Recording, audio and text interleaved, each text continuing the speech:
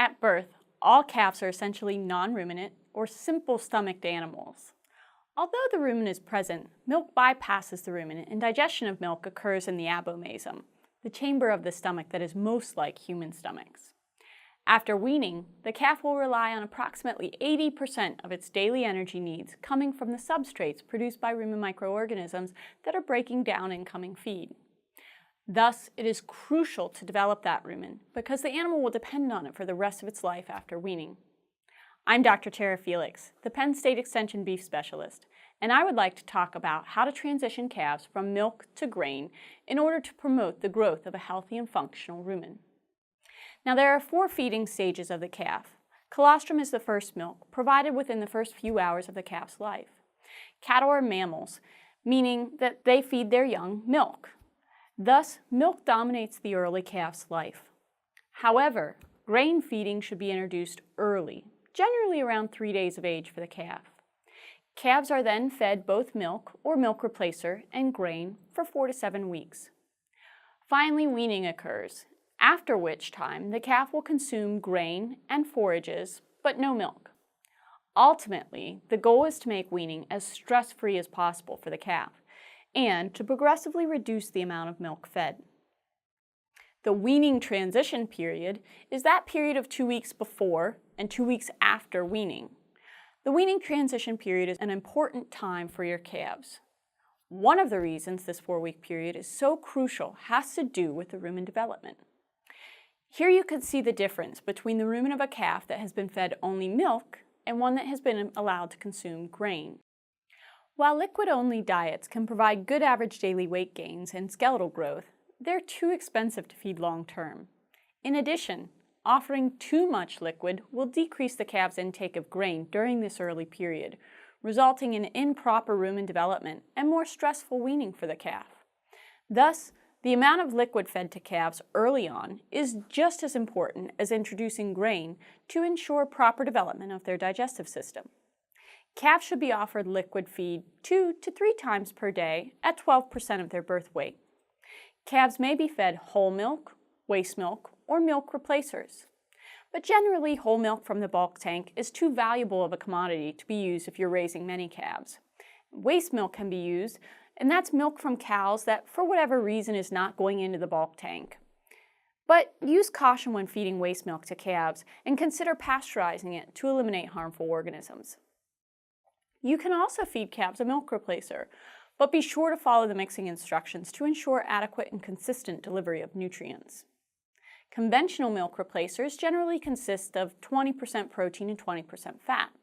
Other milk replacers are available with different levels of fat and protein, but there's a lack of information about the efficacy of these alternative milk replacers for calves to be raised for beef. At day 3, calves should gradually be introduced to coarse grain, which is often referred to as calf starter or starter grain. Grain feeding should be started by offering small amounts of fresh, clean grain each day and gradually increasing the amount that's offered daily. This grain should be palatable and textured. Grain should be coarsely processed, and molasses may be added in order to improve the palatability. Make sure that a calf starter is not dry, dusty, or moldy, and avoid finely ground grain, which tends to cake together when wet, resulting in low grain intake. Research has shown that once approximately 1/4 to 1/2 pound of starter grain is consumed by the calf each day, it'll take about 3 weeks then to develop a fully functional rumen. Recall the emphasis placed on the quantity of liquid fed? Well, one reason for that is that there's an inverse relationship between calf liquid intake and starter intake, as the graph illustrates. This relationship means that if calves are given the option to consume more liquid, they will, at the expense of consuming grain. Therefore, in order to ensure that calves consume adequate grain, liquid feeding should be gradually cut back from 2 or 3 times a day to once a day. Liquid feed should continue to be offered for at least a week as grain consumption begins to increase. This gradual transition is important so that we don't starve calves that are not consuming enough grain. Not consuming enough grain can affect the functionality of the rumen. The rumen is considered functional when there is enough absorptive capacity to allow the calf to continue normal growth once liquid feeding is stopped. This functionality is a result of rumen development in both size and thickness as the rumen papillae elongate.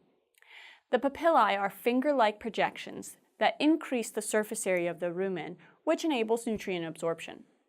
The growth of rumen papillae is stimulated due to the production of volatile fatty acids, or VFAs, by rumen fermentation.